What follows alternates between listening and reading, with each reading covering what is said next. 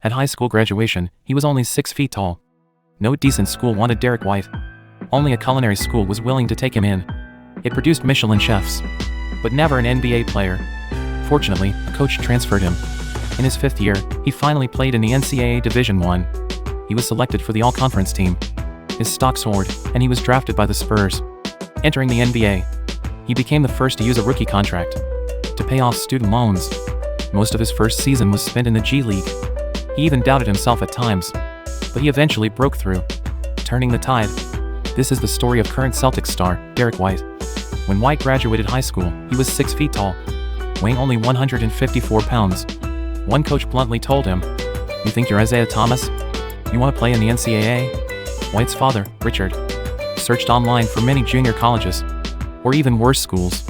He sent out over 50 DVDs promoting his son, but all efforts were in vain. Ironically, the only school interested in White was Johnson and Wales University, best known for its culinary program. Coach Jeff Culver scouted White throughout his high school graduation season. He admired White's basketball skills and had a doctor measure White's bone age, saying he could grow to 6 feet 3 inches. White appreciated Coach Culver's attention, but he still hoped to attend a school that played in the NCAA. He decided to go to a junior college first, then see if there was a chance to transfer. At this time, Culver left the culinary school to become the head coach at the University of Colorado Springs, a Division II NCAA school. Upon arrival, he immediately called White, inviting him to join, but the scholarship issue remained unresolved. The school's annual tuition was $20,000. Culver managed to secure a $3,000 housing subsidy for White. The rest had to be covered by White himself. White decided to give it a try and applied for a student loan. That summer, something magical happened. White suddenly grew 4 inches, reaching 6 feet 3 inches. Culver was overjoyed and immediately put freshman White into the starting lineup. As a freshman, he averaged 6.9 points. As a sophomore, 22.2 points. And by his junior year, 25.8 points. White improved visibly each year. Soon, another big decision loomed. Should he stay and finish his senior year, or try to move to the NCAA Division I? Since 2002, no Division II player had been drafted into the NBA. White sought Coach Culver's advice. Culver encouraged him. "Go for it, kid." This was also White's inner choice, so he decided to transfer to the University of Colorado, a school that produced NBA Finals MVP Chauncey Billups. Current NBA guard Spencer Dinwiddie also attended, but by rule, White couldn't play his first year after transferring. In the 2016-17 season, as a 5th-year senior, White finally stepped onto the NCAA Division I court. From an overlooked high school player to a starter at a prestigious basketball school, White had already achieved a small miracle. He averaged 18.3 points, 4.1 rebounds, and 4.3 assists, making the All-Conference first team. His draft stock soared.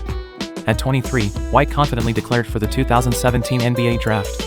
His agent turned down a private workout with the Celtics because they only had second-round picks, apart from a high first-round pick. On draft day, White didn't attend the event but held a draft party at home. As the first 28 picks of the first round were announced, White's name wasn't called. He was very anxious, until the 29th pick when the San Antonio Spurs selected him. Then, legendary Spurs coach Greg Popovich personally called White. White was so emotional that he broke down in tears. He was the oldest first-round pick of 2017, and the only one still paying off student loans with his NBA salary. Most first-round picks were high school prodigies, receiving full college scholarships. White's journey of playing 3 years in Division II without a scholarship was extremely rare. In his first year with the Spurs, White spent most of his time in the G League. He doubted whether he was capable of playing in the NBA, until one day, while preparing in the locker room, Popovich suddenly walked over to White and said, "You belong here." Then Popovich walked away. Later, Popovich told reporters he noticed White lacked confidence and wanted to encourage him. Though brief, those words filled White with energy. To hear such words from a great coach, it was really cool, White said. In his second season with the Spurs, White became a starter. When he first heard he was in the starting lineup, White was very nervous. He told Popovich he wasn't sure if he was ready. Popovich responded, "I watch your training every day. I know you're ready." During his years with the Spurs, White improved year by year. In the 2019 playoffs, in Game 3 of the first round against the Nuggets, he scored 36 points, helping the Spurs win. He became a new favorite among Spurs fans. In the post-GDP era, at home games, the cheers for Derrick were always the loudest. However, as the Spurs entered a rebuilding phase, White couldn't stay. In the final 48 hours before the 2022 trade deadline, the Celtics twice increased their offer to acquire the player they'd had their eye on for 5 years, Derrick White. In his 3 years with the Celtics, the team reached the finals twice. In the 2023-24 season, White averaged 15.2 points in the regular season and 17.8 points in the playoffs. In Game 4 of the Eastern Conference Finals, it was White's near buzzer-beating three-pointer that secured the Celtics' place as Eastern Conference champions. White's story tells us that graduating from high school is just the beginning of life. It is a milestone, not the end. At 30, White continues his life of overcoming the odds. He firmly believes that not giving up and persistently working hard will lead to good things happening.